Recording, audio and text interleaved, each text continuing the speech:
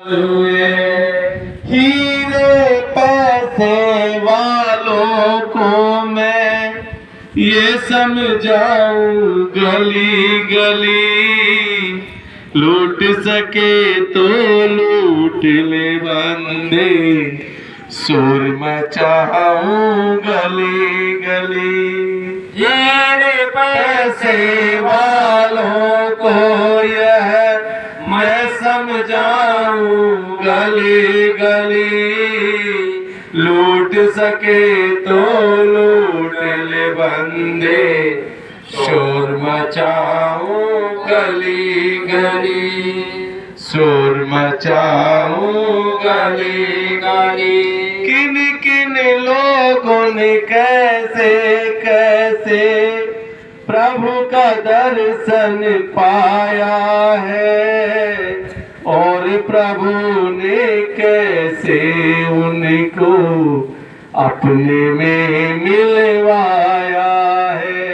किन लोगों ने कैसे कैसे प्रभु का दर्शन पाया है, और प्रभु ने कैसे उनको अपने में मिलवाया है। गोस्वामी मीरा दादू का इतिहास सुनाऊं गली गली, लूट सके तो लूट ले बंदे, शोर मचाऊं गली गली। गोस्वामी मीरा दादू का इतिहास सुनाऊं गली गली, लूट सके तो लूट ले बंदे, शोर गुरु महाराज के पावन चरणों में बारंबार नमन करता और आप सबके आगे जगह पर बैठी आपकी सुलभ जो मालिक का प्रभु का अंश है, उस मालिक को पता है, उस सदगुरु को पता है कि आप बहुत कष्ट में हो, बहुत उलझन में हो, बहुत परेशान हो। तो ये काफिला सिर्फ आपके लिए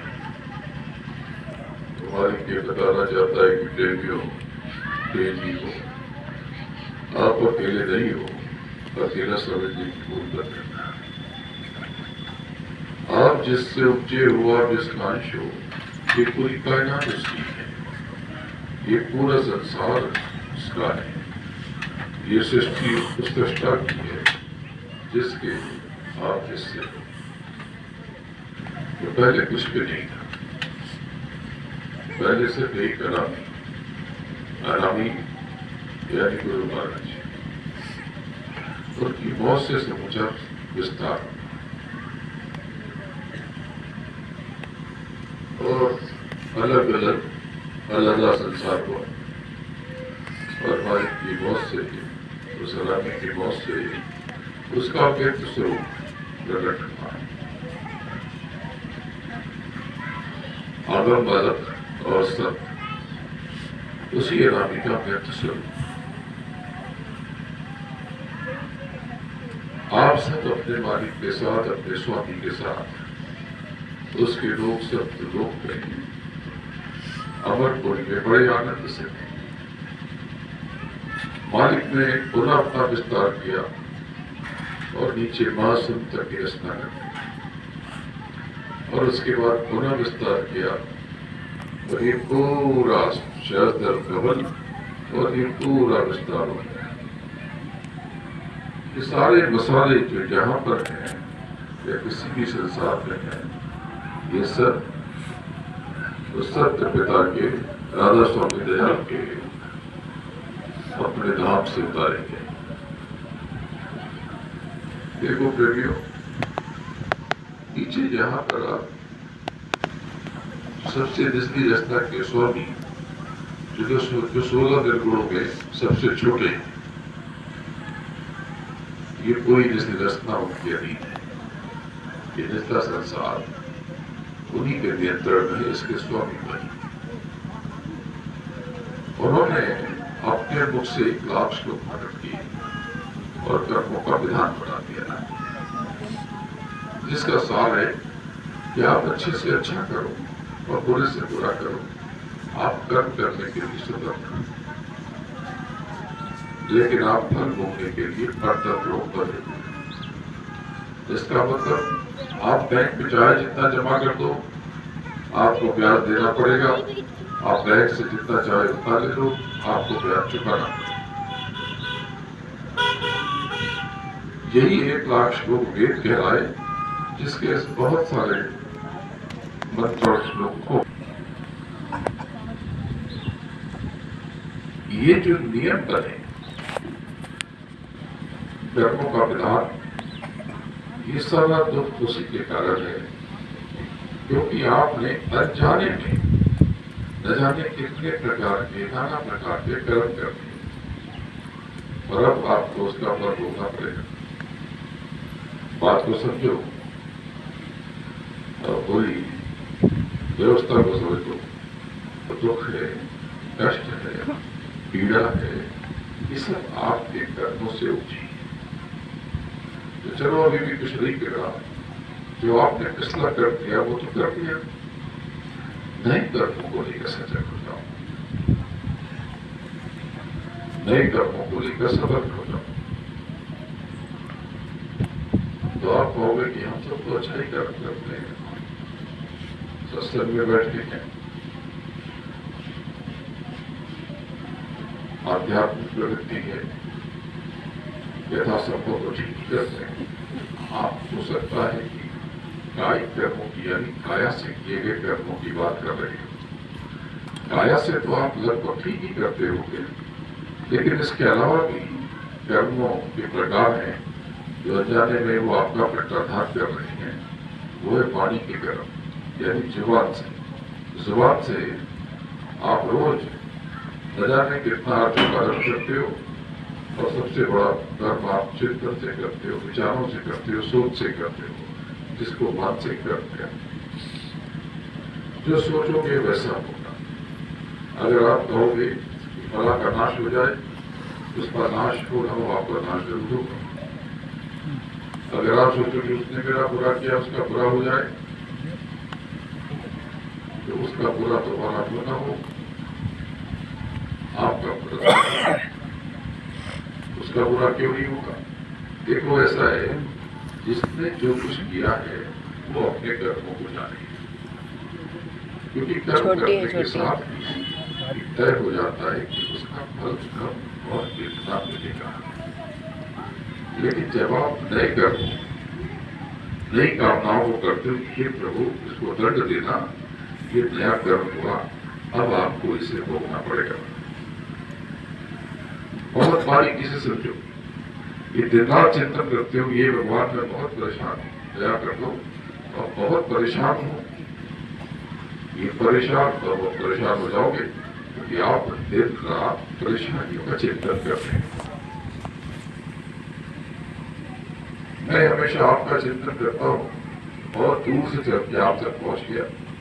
ये सफर आसान नहीं, मैं तो बहुत दूर से चल के आपके पास आ रहा हूँ। विश्व के अनेक विश्व का भ्रमण करते हुए वहां से मुंबई उतर कर, मुंबई से उठ के दिल्ली आकर, और दिल्ली से सड़क मार्ग से होते हुए ये काफिला लेकर आप तक पहुंचना आसान तो नहीं होगा।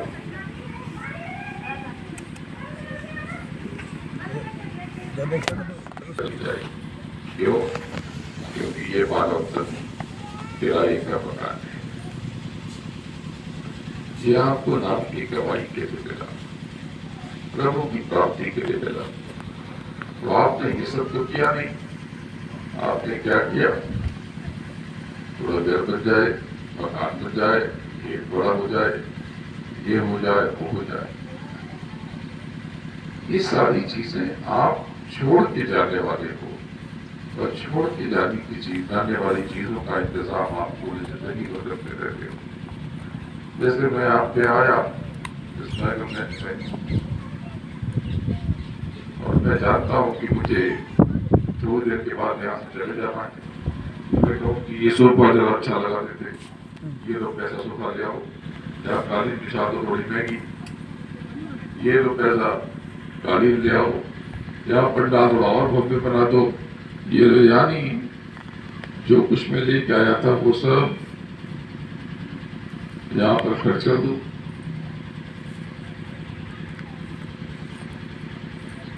और जब मैं जाऊंगा तो ये सब पंडाल, ये कुर्सी, ये मंच, ये सोफा, ये कालीन, इसमें से कुछ भी लेकर जाना पाऊंगा। तो ये तो धोखा हो गया। अरे क्या फर्क पड़ता, तो मुझे तो आपको संदेश ही तो देना था, आपको पैगाम ही तो सुनाना था, वो किसी भी प्रकार से सुना देता। लेकिन वो छोड़ करके अगर मैं बाहरी व्यवस्था में डट जाऊं, लग जाऊं, लिप्त हो जाऊं, तो अपने मूल उद्देश्य से भटक जाऊं। इसी प्रकार से आपके जीवन का मूल उद्देश्य कुछ और है, लेकिन आप ये सब बाहरी चीजों के चक्कर में फंस गए। अरे क्या फर्क पड़ता है, तो छोटे में रह लेता, थोड़ा कम में रह लेते, क्योंकि हमेशा के लिए तो रहने वाले हो नहीं। और चलो अगर ये बड़ा भी चाहिए तो उसका तरीका है। तो ये जो बाहरी जीवन है आपके बाहरी कर्मों से बना है, बहुत सरल है। आप अभी भी आप बाहरी जीवन को ठीक कर सकते हैं, और उसके लिए जो तरीका है वो है सेवा। सेवा को करो, जैसे हम इन्होंने ये पूरा आयोजन किया, ये व्यवस्था की, इन्होंने क्या किया, परमार्थ बनाया अपना। जो भी व्यय हुआ, धन का व्यय हुआ, शक्ति का, समय का, ये सब व्यय तो हुआ, खर्च तो हुआ। अगर इनके इस प्रयास से एक जीव भी जागे तो कितना बड़ा फल छोड़ने के बाद ही है। एक बात को समझ लो, आपका कोई भी कर्म कभी नष्ट नहीं हो सकता, वो उसका प्रतिफल आपके पास लौट कर आएगा। कोई भी प्रयास, कोई भी प्रयास। देखो इतने लोग सेवा कर रहे काफिले में, इतने लोग कर रहे जीवों के लिए, तो क्या इनका श्रम, इनका प्रयास निष्फल हो जाएगा? ये बहुत बड़ा श्रम है। तो ये तो विनाशक काफिला चल रहा, इसमें चल रहे लोगों का दर्शन करो और मालिक से दुआ लगाना कि मालिक हमें हमारे कष्टों को भोगने की ताकत दो और उसमें कमी कर दो।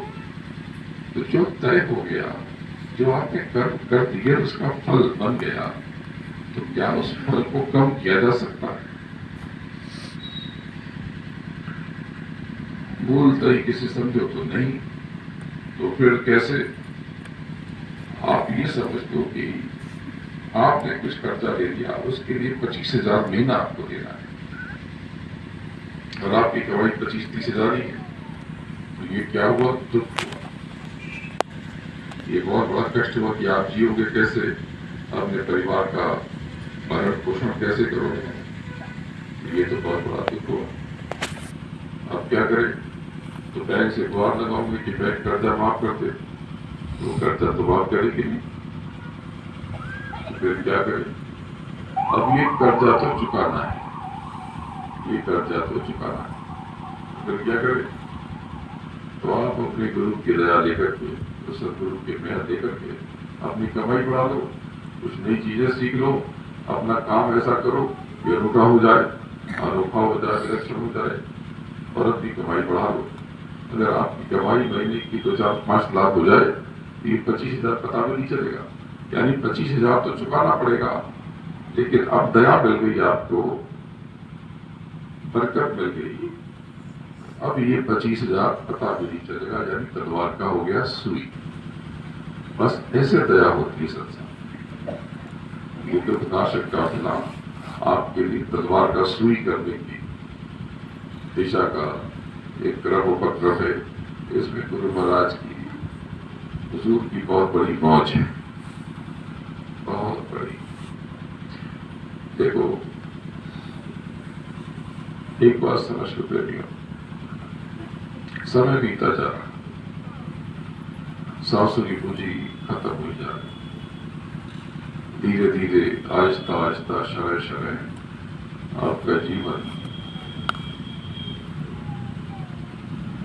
ही पूर्णता की ओर हो जाएगा। यानी एक दिन ऐसा आएगा कि आपकी देह मिट जाएगी, लेकिन उसके बाद आप कहाँ जाओगे? तो आप कहते हो कि हम भगवान के पास जाएंगे। क्या आपने भगवान को देखा है? कैसे पता कि आप भगवान के पास जाओ? देखो, गुरु महाराज ने साफ साफ बताया कि प्रेमियों, अगर आपको प्रभु की प्राप्ति होगी, किसी भी भगवान की प्राप्ति होगी, अगर मालिक मिलेगा तो जीते जी मिलेगा, जिंदा रहते हुए मिलेगा। मरने के बाद कोई भगवान मिलता है? ये कौन सी बात है? मरने के बाद आपको कुछ नहीं मिलेगा, बल्कि एक मौका हाथ से निकल जाएगा। मरने के बाद आप सिर्फ अपने कर्मों को भोगोगे और एक नई देह में प्रविष्ट हो जाओगे। यानी अगर प्रभु की प्राप्ति होगी तो जीते जी नहीं हो सकती। तो प्रभु कैसे मिलेगा? तो प्रभु कैसा है, कैसा देखता है, उसकी शक्ल सूरत कैसी? अरे ये जान लो समझ। वो जो मालिक है वो शब्द स्वरूप है, उसका रूप बड़ा मनोहर, बड़ा अनोखा, बड़ा दिव्य। वो दयालु तो दया का सागर है, दया सिंधु है। उसकी कृपा की क्या चर्चा करूं, क्या बखान करूं? उसका जो रूप है, कोटिन सूरज चांद सितारे और रोम रोम में गड़े उजारे, उसका लोक सप्तलोक है, जिसको सिद्ध काल तक कहते हैं। हिंदू अमरपुरी कहते हैं, पूर्ण ब्रह्म स्थान। मुसलमान इनके मालिक उस सत्यपिता को मुसलमान हक कहते हैं और उनके स्थान को हक का स्थान है। वो मालिक बहुत अद्भुत है। आप सब अपने मालिक के साथ उसके रूप में आनंद के साथ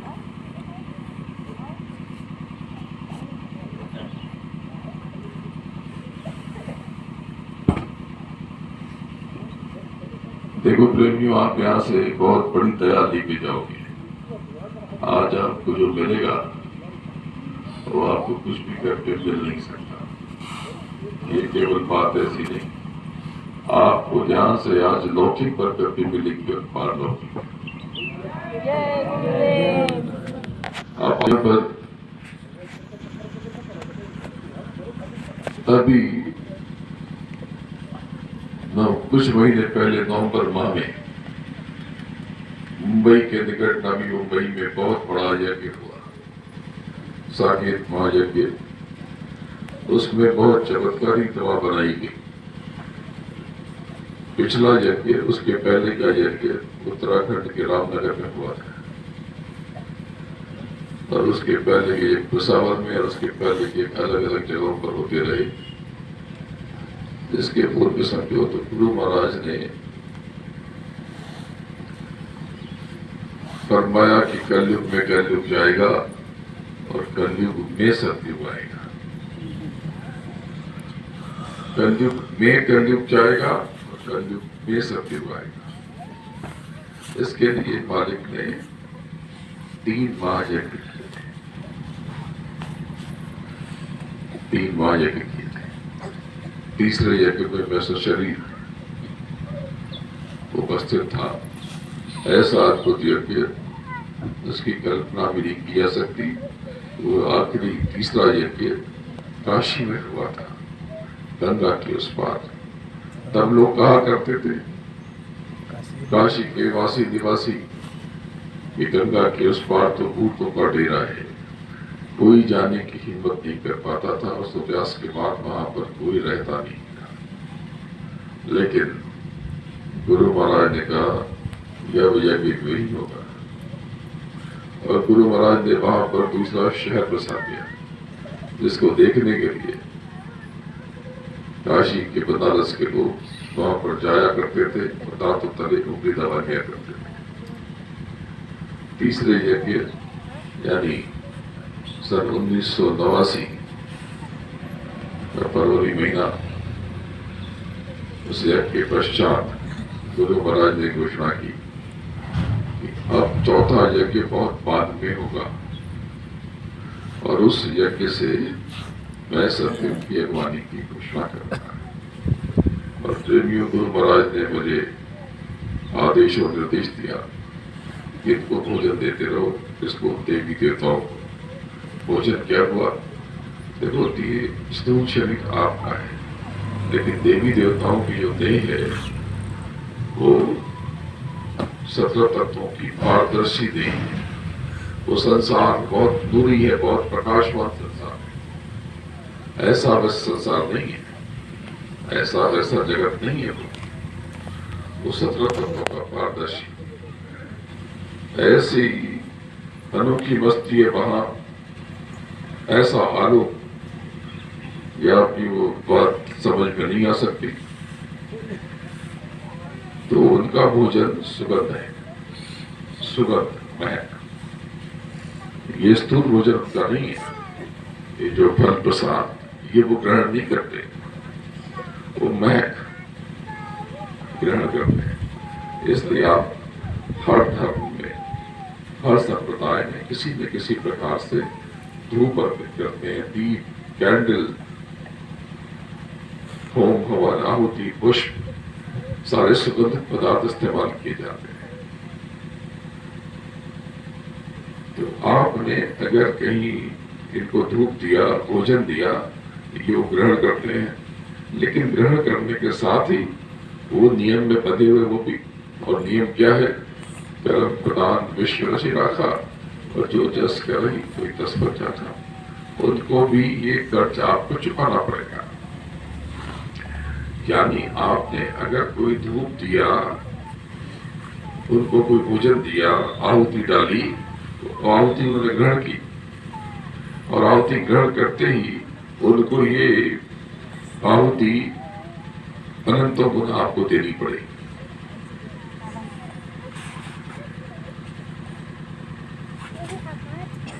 तब से प्रतिवर्ष इनको भोजन दिया जाता है। और इसके पश्चात जो विभूति, जो भस्म तैयार होती है, वो बहुत अद्भुत। 2 प्रकार की विभूति यहाँ पर उपस्थित है। एक पर चित्र बना हुआ, स्टिकर लगा हुआ, वो विभूति देह के लिए है, शरीर के लिए, आपकी काया के लिए। तो जब कभी कोई संकट आ जाए, कोई मुसीबत आ जाए, कोई परेशानी आ जाए, तो उस विभूति को आप देह में लगा लेना, सर पे लगा लेना, या कहीं पर कष्ट है तो वहां लगा लेना। लेकिन तबीयत खराब हो जाए, कोई इलाज न मिले, ज्यादा खराब हो जाए और लगाने से आराम ना आए, तो विभूति को स्पर्श करके जीभ पे स्पर्श कर लेना और गर्म पानी पी लेना। तो इसमें जो चमत्कारिक औषधियां हैं वो आपकी नसों में उतर जाएंगी और आपको चैतन्य कर देगी। और जब तक आपको इलाज नहीं मिलता, आपकी दवा शुरू नहीं होती, तब तक ये विभूति आपकी मदद करेगी, आपकी सहायता करेगी। ये और चमत्कारिक है। किसी भी प्रकार का कष्ट हो, दैहिक, मानसिक, कानूनी, घर में झगड़ा फसाद हो जाए, कुछ भी हो जाए, तो ये विभूति, इसको आप तुरंत लगा लो। और दूसरी विभूति जिस पर कुछ नहीं लिखा, उसको थोड़ी सी चीनी में मिला करके, शक्कर में, रोज घर की सफाई के पश्चात सुबह सुबह घर के हर कोने में डाल देना, और रात को 8 बजे पूरे घर में सुगंध कर देना। तो आपके घर में सुख शांति बनी रहेगी, सुख शांति बनी रहेगी। आपके घर में झगड़ा झंझट होते हैं, उसमें कमी आ जाएगी और आपको बरकत मिलने लगेगी, आपकी कमाई भी बढ़ जाएगी, कमाई बढ़े कितनी बढ़े लेकिन बरकत बढ़ जाएगी। तो ये बहुत बड़ी दया। अगर आपकी खेती है तो देसी गाय के गोबर की खाद डाल देना, उसमें थोड़ा गुड़ डाल देना और ये विभूति थोड़ा अच्छी मात्रा में मिला करके मजे में जैसे कि दवा छिड़कते हो, जैसे अपने खेती पे दवा छिड़कते हो वैसे छिड़क देना, तो आपकी फसल भी बढ़ जाएगी, पैदावार ज्यादा होगी और बहुत उच्च गुणवत्ता की फसल होगी। जाने कितने लोगों ने इसको आजमाया और इसका लाभ लिया। ये दवा यहाँ पर मौजूद है, अभी सत्संग के पश्चात ये आपको बांट दी जाएगी। कभी घर में झगड़ा हो जाए, कहा सुनी बहुत हो जाए, तो विभूति छिड़क करके घर के कोनों में चारों तरफ कुछ थोड़े से कपूर में लौंग रख के जला देना, कमाल हो जाएगा। किसी की दुकान है, अगर कमाई नहीं हो रही, ग्राहक नहीं आ रहे, तो थोड़ी सी विभूति दुकान में डाल करके कपूर, केवल कपूर जला देना और दिखा देना दिन में 2 बार, तो इतना चमत्कार देखने को मिलेगा कि आप हैरत में पड़ जाओगे। जय गुरुदेव, जय देखो वो मालिक बहुत दयालु है, वो सदगुरु बहुत कृपालु है, उसकी रहमत की चर्चा क्या करूं, उसके बारे में क्या बखान करूं। वो तो दया के सागर है, दया के सिंधु है, हर वक्त आपके लिए देखभाल करते हैं, आपका ख्याल रखते हैं।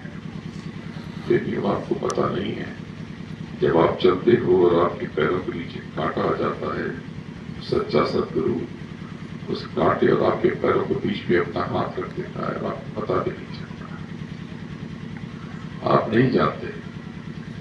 लेकिन देखो, मैं बहुत दूर से आया हूं और कर्मों का संसार है, आपको बहुत कुछ देना चाहता हूं, बहुत बड़ी दया देना चाहता हूं, तो बदले में आपको भी कुछ देना पड़ेगा।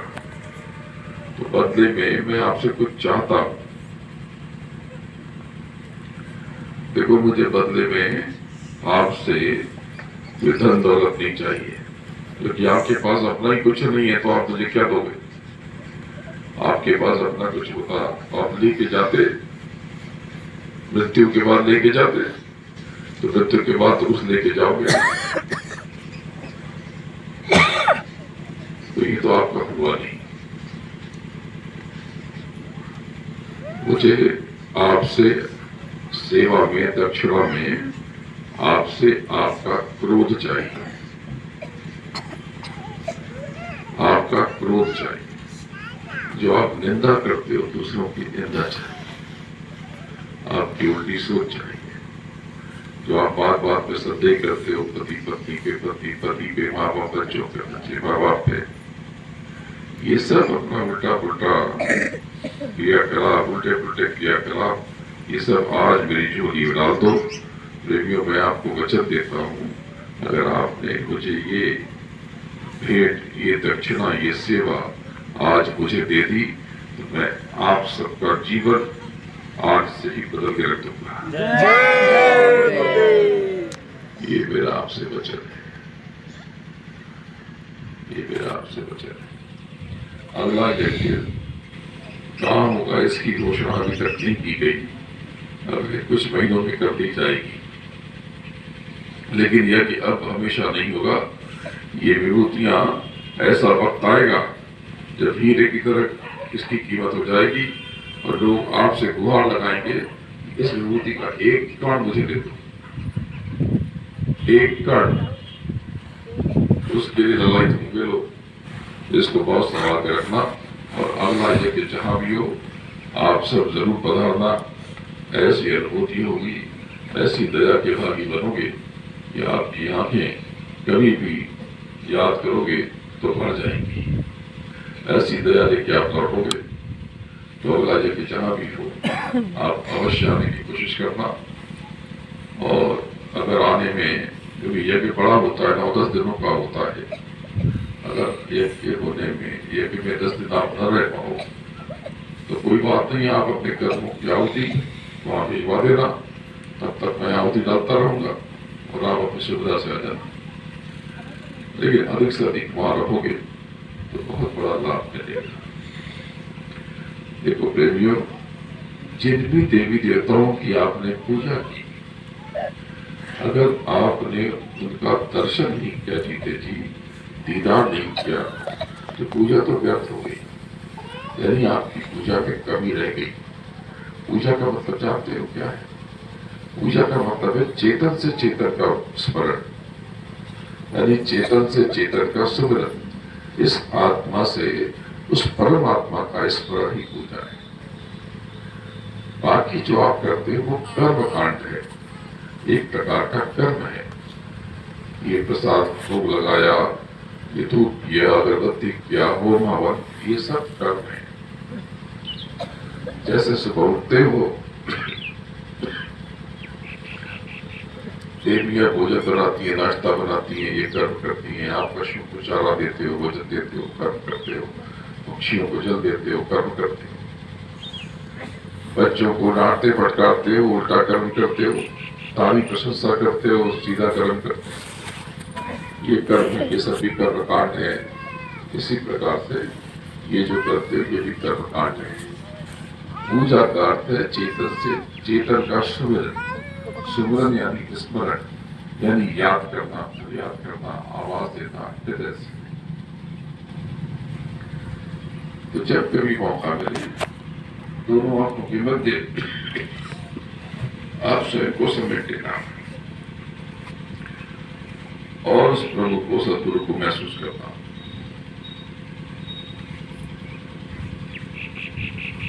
मेरा स्वास्थ्य बहुत बेहतर नहीं है, लेकिन सदर है।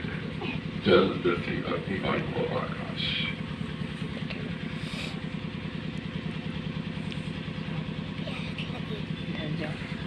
ये जो आपके बारी नेत्र है, ये प्रथम द्वार है। आपके भीतर यहाँ पर दूसरा द्वार है, आज्ञा चक्र। और तीसरा द्वार तीजा तिल है, जिसको हिंदू अलग अलग नाम से पुकारते हैं। उसको मधुबन कहते हैं, कुंजगनी कहते हैं, नाथद्वारा कहते हैं, पिंड का 10वां द्वारा कहते हैं, नैवेद्य, नारियल, सुपारी, पूंगी फल और अनेक नामों से नवाजते हैं। इस्लाम ने उसी तीजे तिल को दूज का चांद है। दूज का चांद, दूज का चांद यानी तीजा तिल। उस तीजे तिल पर यहीं पर आप बांध दिए गए हो, जड़ और चेतन की गांठ लगेगी। जड़ यानी जल, पृथ्वी, अग्नि, वायु, आकाश, यानी आपकी ये पंच भौतिक तत्व। और सत्वगुण, रजोगुण, तमोगुण, ये यहाँ पर गांठ है। इस गांठ को खोलकर जब आप आगे बढ़ते हो तो आगे वज्र किवाड़ को जब पार करते हो तो सब कुछ बदल चुका होता है। तीजे तिल तक ही चेतना उलट जाती है, धरती ऊपर और आकाश नीचे हो जाता है। कबीर साहब ने कहा भी है कि कबीर दास की उल्टी वाणी और बरसे कंबल भीगे बानी। इसके बहुत ऊपर वो अनोखा संसार है जो स्थूल जगत से परे है। ये लिंग सृष्टि है, इसको आदि सृष्टि भी कहते हैं। जो भी बताया कि ये सत्तर तत्वों का संसार है। जब आगे बढ़ोगे तो छाया लोक, तारा लोक, सूर्य लोक, चंद्र लोक, अनेक प्रकार के लोग। इसके ऊपर स्वर्ग मंडल, स्वर्ग पूरा मंडल है, कोई एक लोक नहीं, ये बहुत से लोगों का मंडल है। यहाँ पर शब्द की धार, क्लिंकार, क्लिंग हमेशा गूंजती रहती है। जहां पर इंद्र रहते हैं उसको अमरावती कहते हैं, और और जहाँ सत्यवास निवास करता है वो साकेत है। साकेत स्वर्ग में भी है और साकेत सहस्त्र कमल को भी कहा गया है। यानी इस जगत के जो स्वामी हैं वो जहाँ बैठे हैं वो स्थान, उसका उच्च शिखर भी साकेत कहलाता है। इस स्वर्ग मंडल में ढेर सारे लोग, आपने जिनके बारे में सुना है ये सब यहाँ मौजूद है और सब की देह अलग अलग। इसमें ऊपर आगे धर्मराय का लोक है। धर्मराय के लोक में ये धर्मराय को, इनके गणों को यम कहते हैं। यम के कारण धर्मराय को लोग यमराज भी कहने लगे, नहीं तो इसका नाम धर्मराय। एक ही कचहरी में आपके किए गए सारे कर्मों का फैसला होता है। यहाँ पर एक व्यवस्था है, एक देवता बैठा तो आपके सारे कर्मों का हिसाब किताब उसके पास है। इनको चित्रगुप्त कहते हैं। चित्रगुप्त के पास आपके सारे के सारे गुप्त कारनामों के चित्र हैं। कोई भी चीज इससे छूट नहीं सकती। जब आपकी देह छूटती है तो आपको अपने जीवन की सारी बातें बहुत जल्दी सिलेबागरी की तरफ दिखाई पड़ती। तब आप बहुत पछताते हो, रोते हो। ये मालिक आपने बड़ी मुश्किल से ये दे दी थी, आपकी कमाई के लिए अपने से गंवा दिया। क्योंकि कुछ देर के स्वाद के लिए जाने कितने जीवों का वध कर देते हो, जबकि स्वाद भी उसमें नहीं, स्वाद मसालों का, और मार के खा गए किसी और को, तो ये तो धोखा हो गया। ये सब भोगना पड़ेगा। और हर कर्म का अंत होना फल। तो आप देह छूटने के बाद सब कुछ देखते हो, फिर जैसे जैसे कर्म होते हैं वैसा फल देता है। तो उसके पश्चात स्वर्ग और नरक का निर्धारण होता है या वापस 84 में डाल दिया जाता है।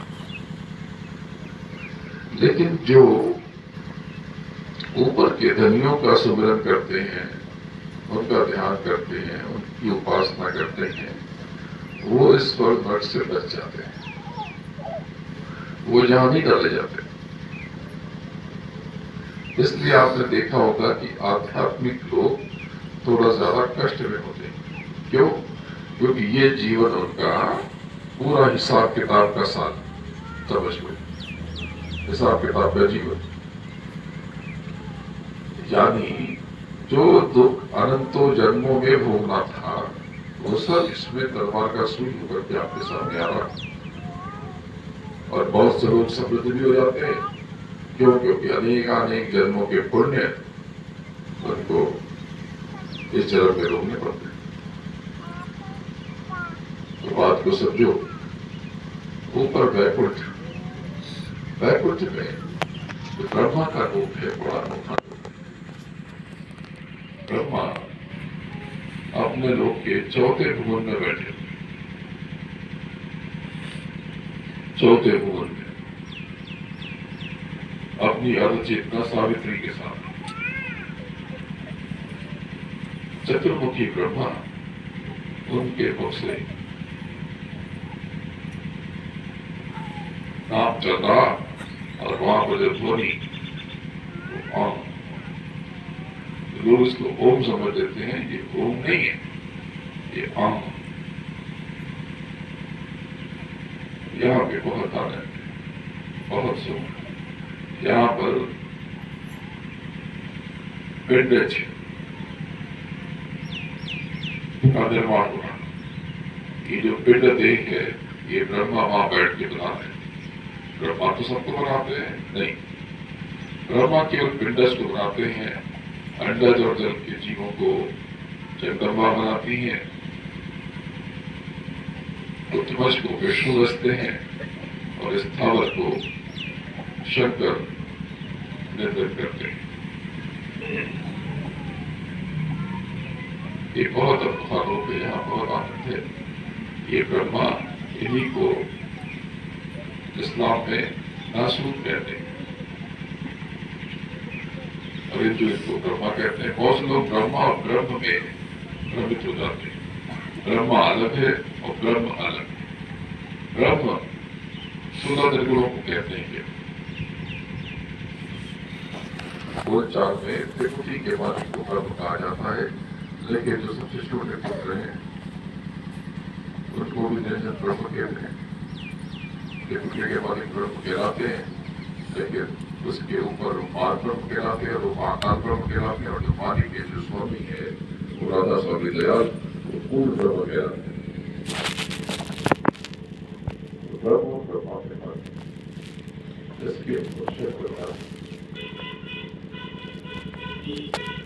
उसके बहुत ऊपर शंकर का रूप वो छठे आसमान, छठे आसमान ऐसा अनोखा रूप जिसकी कल्पना भी आते हैं। ब्रह्मा विष्णु और महेश के रूपों में सबसे ज्यादा जो ऊंचाई और विलक्षण जो रूप है, दिव्यता जिसमें बहुत ज्यादा है, वो शिव रूप है सबसे ऊंचाई पर। लेकिन इससे ज्यादा ऊंचाई पर जगदम्बा का रूप, वो सातवें भवन में, सातवें आसमान। जगदम्बा इन्हीं को आप देवी माता कहते हो, आद्या मां शक्ति कहते हो। इनके हाथों में मन की हुई मन यानी अंतःकरण का एक हिस्सा। जब आकाशवाणी हुई और कर्मों का विधान बन गया, तब ईश्वर ने यानी समय पुरुष ने, काल पुरुष ने स्वयं को संकुचित किया। स्वतः स्फूर्त संकुचन से एक स्फोट हुआ और खूब बीज प्रकट हुआ। उससे सती और शक्ति प्रकट और उससे अंतःकरण प्राप्त गरिमान दुर्दिचित और अहंकार, और उससे त्रिकोण यानी त्रिशूल प्रकट हुआ, यानी सत्य रजस और तमस।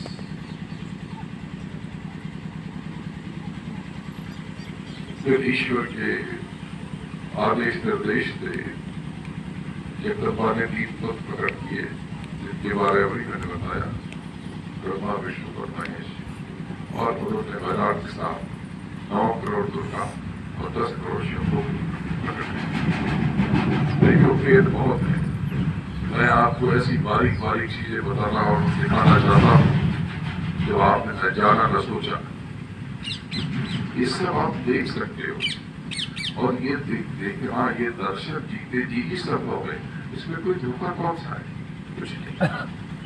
जीते जी आप अपने दिव्य आंखों से देख सकते हो। ये बात कौन सी? ये बारी आंख, ये चर्म आंखें, ये आंखों के अलावा एक आंख और है, दोनों आंखों के मध्य आज्ञा चक्र पर, जहां आपकी सूरत बैठी है। फिर ये असली चीज को संसार में रह करते, ये रोज की खटर पटर कचर बचर कहा सुनी, इनसे अब आज से जाओ बाहर जाओ, बहुत हो गया। आपने कितना अनमोल समय खराब कर दिया। अरे जब से आप इस निचले जगह पर उतारे गए अपने धाम से, तब से वापस लौट नहीं पाए, तब से लौट नहीं पाए। अरे मालिक भी यहाँ, आप भी यहाँ, और शब्दों की धार भी घूम रही, फिर कहाँ भूल हो गई? भूल हो रही कि आपके भीतर ही कमी है। थोड़ी कोशिश कर दो, थोड़ा सहयोग कर दो, नाम की कमाई के लिए थोड़ा प्रयास कर दो, तब वो शत्रु के प्रति तड़प पैदा हो जाए, खिंचाव पैदा हो जाए, वो बात बन जाए। देखो भ्रम और संदेह की कोई जगह है ही नहीं, क्योंकि मैं आपसे कुछ लेने को आया नहीं, ना आपका धर्म बदलूंगा, ना आपका कुछ आपसे लेके जाऊंगा। हाँ, अगर आपके खान पान में मलिनता शुद्धता है तो जरूर उसे बदलूंगा। भाई खाने के लिए किसी जीव को क्यों खाते हो?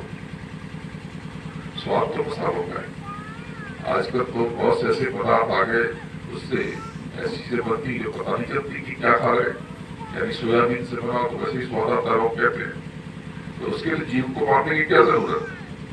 जो जीव मरा, उसकी आंख से आंसू निकले ना, उसके हृदय में मरने के पहले भय पैदा हुआ ना, वो तड़पा ना, रोया ना, चिल्लाया ना, ये कहाँ जाएगा?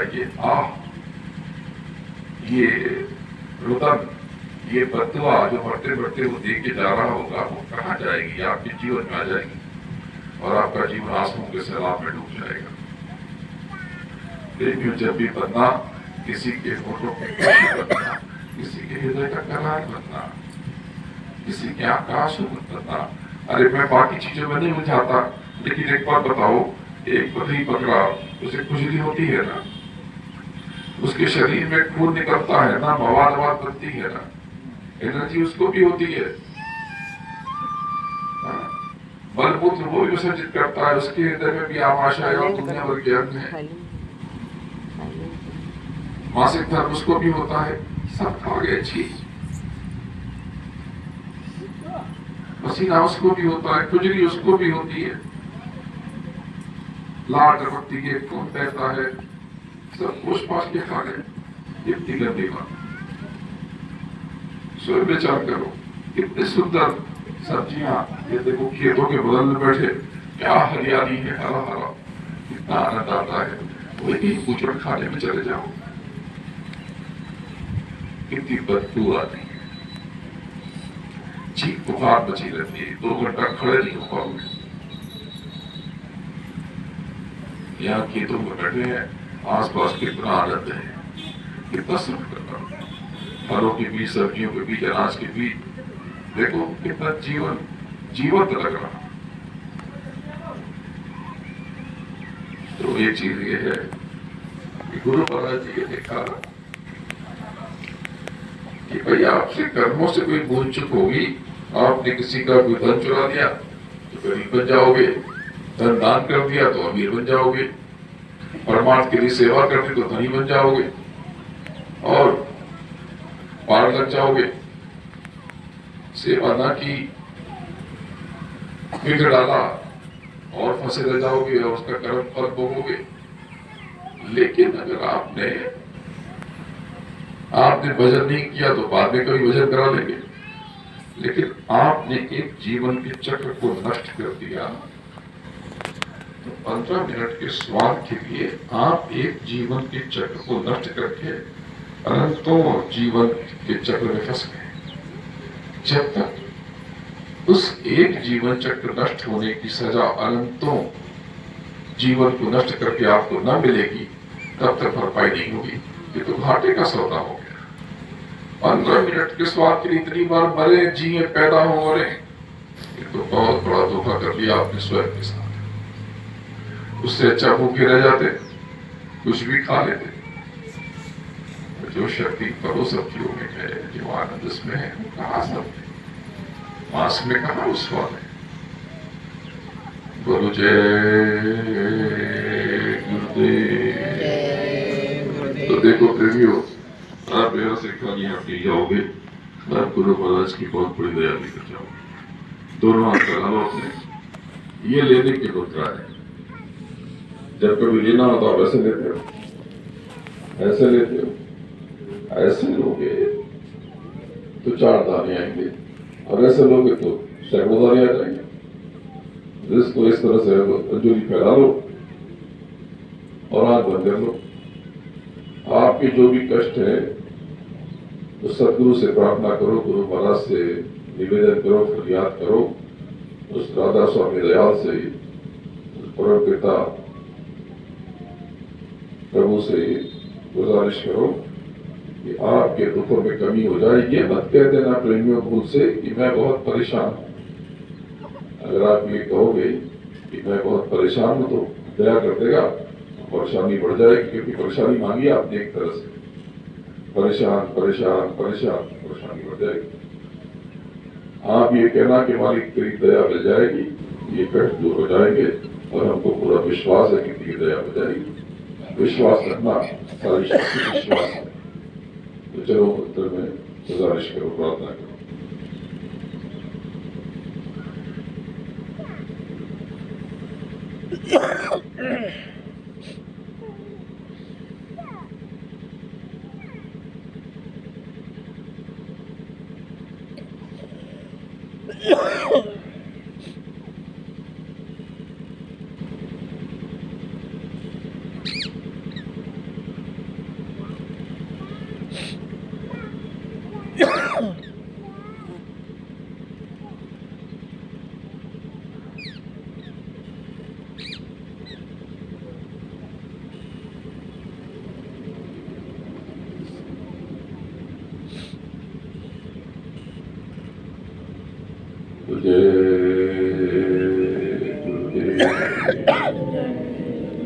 देखो प्रेमियों, वो दया के सागर है, वो दया की बरसात कर रहे हैं, लेकिन बहुत बारिश हो और पात्र उल्टा हो तो एक बूंद भी भीतर न जाएगी,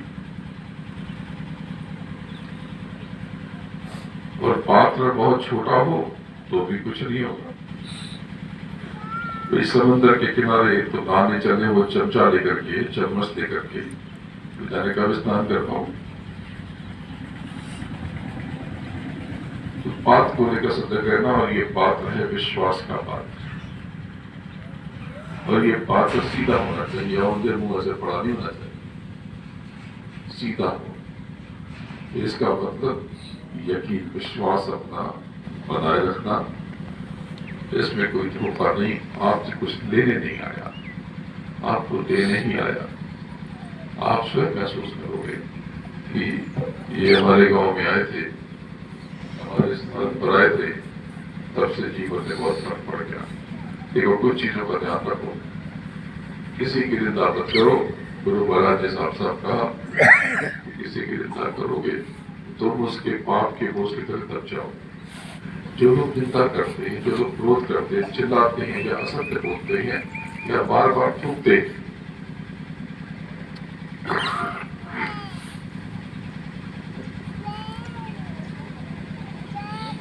ये बहुत नकारात्मक कर्म है। ज्योतिष के विद्वान बताते हैं कि इससे सूर्य खराब हो जाता है, यानी इससे धन का नाश होने लगता है, इससे बरकत नहीं रहती, इससे स्वास्थ्य खराब होने लगता है, और इससे सम्मान खत्म हो जाता है। आध्यात्मिक अवधारणाएं कहती हैं कि क्रोध एक तेजाब है जो आपके अनेकानेक सत्कर्मों को नष्ट करने की ताकत रखता है। तो ये तो कोई जरूरत, घर में भी आप देखो कि आप पशु को भी आप झिड़क दो तो आपके पास नहीं आएगा, और आपसे स्वयं कोई क्रोध में बात कर ले तो पीड़ा होती है ना, अंदर में बहुत बुरा लगता है। तो प्रेमियों, आज ये अपना कूड़ा कचरा यही छोड़ मेरी झोली बिड़ा दो। प्रेमियों, इसके बाद इतना सुंदर जीवन हो जाएगा कि आप सोच भी नहीं सकते। मैं बहुत कुछ आपको यहाँ आज दे करके जा रहा हूँ, आपको अंदाजा नहीं है। जब कभी मान लो कभी क्रोध आ जाए और नियंत्रण ना हो, लेकिन 10 मिनट के बाद चला जाए, तो क्या करना? ये तो चोरी कर लिया आपने, क्योंकि आपने मान लो मुझे ये छड़ी दी और मैंने इसे यहाँ रख दिया, उठा के ले गए कि हमने तो दी थी, आपने तो मुझे दी तो मेरी हो गई। अब इसे ले गए तो ये चोरी हो गई, क्योंकि छड़ी तो अब मेरी हो गई, और इसे आप उठा ले गए। इसी प्रकार से आपने क्रोध मुझे दे दिया और फिर उठा के ले गए और किसी पर भड़ास निकाल के आ गए, ये तो चोरी हो गई। तो चलो इसका किराया दे देना, और इसका किराया है क्या? क्षमा, माफी मांग लेना। इससे मुझसे नहीं, जिस पर आपने भड़ास निकाली है, जिस पर आपने क्रोध किया है, करके देखो कितना आनंद आता है, रिश्ता कितना मजबूत हो जाएगा, घर में कितना हंसी खुशी का माहौल हो जाएगा। कभी आपने छोटों को डांट दिया या किसी को कुछ कह दिया और बदले में धीरे से माफी मांग ली, कह रही गलती हो गई, गुस्सा आ गया था, आपका कर्ज कितना बढ़ जाएगा, प्रेम कितना मिलेगा, आपकी कीमत बहुत हो जाएगी। जब इतनी संवेदनशीलता आ जाएगी, धीरे धीरे आपका क्रोध अपने आप कम हो जाएगा, तो आपको सम्मान मिलने लगेगा, बरकत होने लगेगी, आप धनी बन जाओगे, फसल ज्यादा हो जाएगी, कमाई बढ़ जाएगी। तो जब कमाई बढ़ जाएगी और बांट करने लगोगे, थोड़ा बांटोगे समाज में, तो सामाजिक प्रतिष्ठा में वृद्धि हो जाएगी। सब जुड़े हुए हैं, सारी ताने बातें एक दूसरे से जुड़े हुए।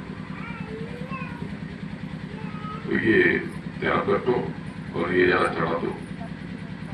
फिर से अभी मैंने बताया, लेकिन आप भूल न जाओ, इसलिए बता देता हूँ कि अगर कमाई कम हो रही हो तो अपने दुकान में जहाँ भी जो कमाई की जगह है वहां पे कपूर जला देना। घर में भी कर सकते हो, कपूर से जरा शुद्धि हो जाती है, जो आपके भीतर की काली निकलती है ना, विचारों से, वाणी से, नकारात्मक ऊर्जा, या कभी कभी आप कहते हो कि नजर लग जाती है। नजर क्या होती है? नजर कुछ भौतिक तत्वों में असंतुलन पैदा कर देता है। जैसे मुंह की असंतुलन देह में अग्नि का, जैसे छोटे बच्चों को देखो जो रोते हैं, तबीयत खराब हो जाती है, तो जब आप नजर उतार देते हो उनकी, वो फिर से हंसने लगते हैं, खिलखिलाने लगते हैं, चुप हो जाते हैं। क्यों? क्योंकि आपने उनके अग्नि के असंतुलन को दूर कर दिया। ये सब वैज्ञानिक बात है, कोई ये जादू टोना नहीं है, इसके पीछे पूरा विज्ञान है, पर आपको नहीं पता, आप अज्ञानता में फंसे रह जाते। लेकिन ये सारी बातें एक तरफ, प्रेमियों मैं तो आपका ये लोग भी सुधारूंगा और वो लोग भी, अगर आपने मेरी बात सुन ली।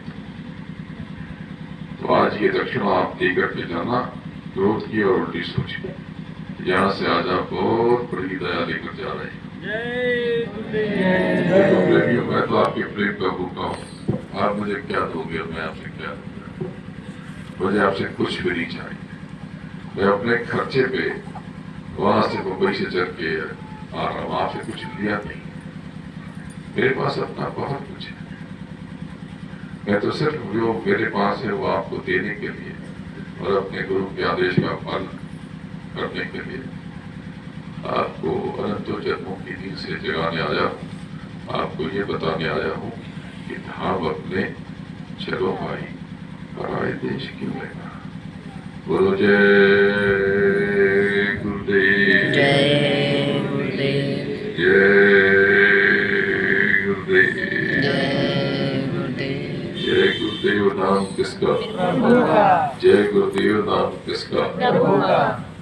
गुरु महाराज के चरणों में बारंबार नमन करता और आप सबको प्रणाम करता। जय गुरुदेव।